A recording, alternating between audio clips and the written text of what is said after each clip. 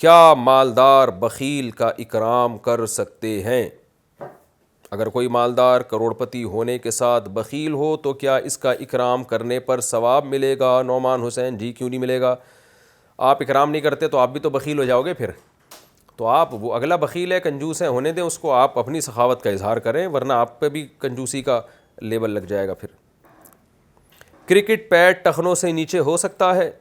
Cricket میں ٹانگوں پر پہنے جانے والا پیڈ اگر ٹخنوں سے نیچے چلا جائے تو کیا یہ ناجائز ہوگا؟ عادل صاحب آسٹریلیا سے: نہیں عادل صاحب، یہ ناجائز نہیں ہوگا. اصل میں ازار یا تہبند یا جو بھی لباس ہم نے بطور لباس کے اوپر پہنا ہوا ہوتا ہے نا، اس کو مرد کے لیے جائز نہیں ہے کہ وہ ٹخنوں تک کھینچے اس کو. جیسے پینٹ ہے یا شلوار ہے یا دھوتی ہے، کسی نے ازار پہنا ہوا ہے، لنگی باندھی ہوئی ہے یا جبہ پہنا ہوا ہے، تو ان تمام لباس جو اوپر سے آپ نے باندھے ہوئے ہیں، پہنے ہوئے ہیں، پراپر ڈریس میں یہ چیزیں داخل ہوتی ہیں، تو وہ ٹخنوں سے اوپر رکھنا مرد کے لیے لازم ہے. لیکن کرکٹ کا جو پیڈ ہے وہ اس کا وہ اس میں داخل نہیں ہوتا ازار میں، بلکہ وہ سیفٹی کے لیے ایک ٹانگوں پہ ایک چیز باندھی جاتی ہے تاکہ گیند لگ کے ایسا نہ ہو کہ گھٹنا آپ کا دائیں بائیں ہو جائے، اس کی سیٹنگ آؤٹ ہو جائے.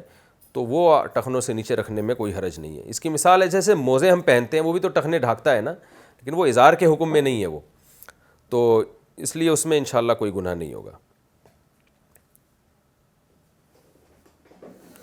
آزمائش سے نکلنے کا طریقہ: سخت آزمائش سے کیسے نکل سکتے ہیں، اس کا طریقہ اور دعا بتا دیں. مجاہد صاحب کراچی سے: بھئی پہلے تو میں دل سے دعا کرتا ہوں، اگر آپ کسی آزمائش میں ہیں تو دل سے دعا ہے اللہ آپ کو اس آزمائش سے نکال دے. باقی کیسے نکل سکتے ہیں، دیکھیں آزمائش کبھی انسان کی اپنی خود ساختہ ہوتی ہے، کبھی اللہ کی طرف سے ہوتی ہے.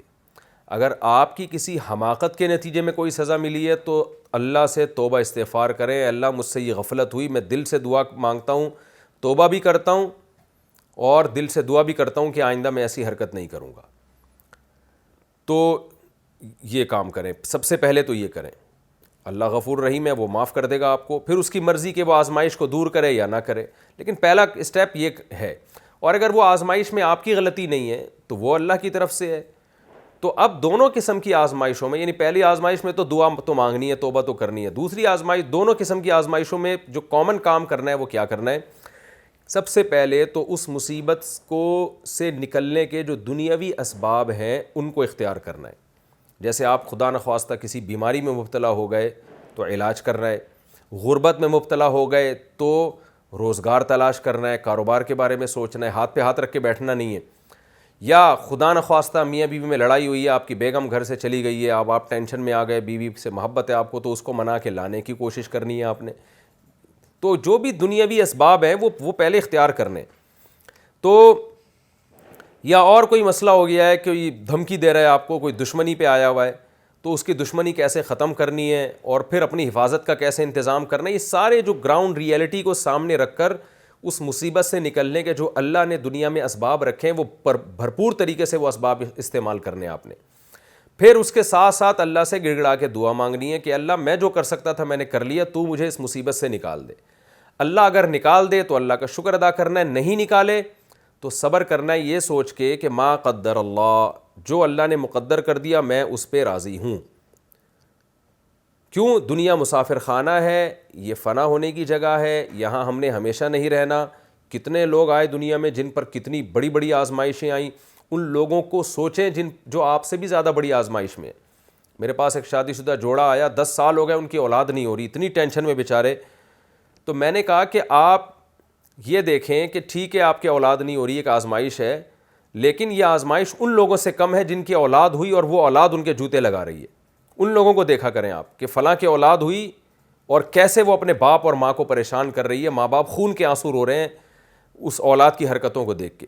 تو جب بھی انسان دنیا میں اپنے سے زیادہ مصیبت والے کو دیکھتا ہے تو اس کو شکر کرنے کی توفیق ملتی ہے کہ اللہ نے ہمیں اس مصیبت سے بچایا. تو معذوروں کو دیکھیں، آپ کو اولاد مل جاتی، اللہ نہ کرے آپ کی اللہ آنکھیں بینائی سلب کر لیتا یا کوئی اپاہج بنا دیتا تو آپ کہتے یار ہم بے اولاد رہتے لیکن یہ معذوری نہ ہوتی. تو ایسے بہت ساری آزمائشیں ہیں جو آپ اپنے سے زیادہ لوگ اس میں مبتلا دیکھیں گے تو آپ کو شکر کی توفیق ملے گی.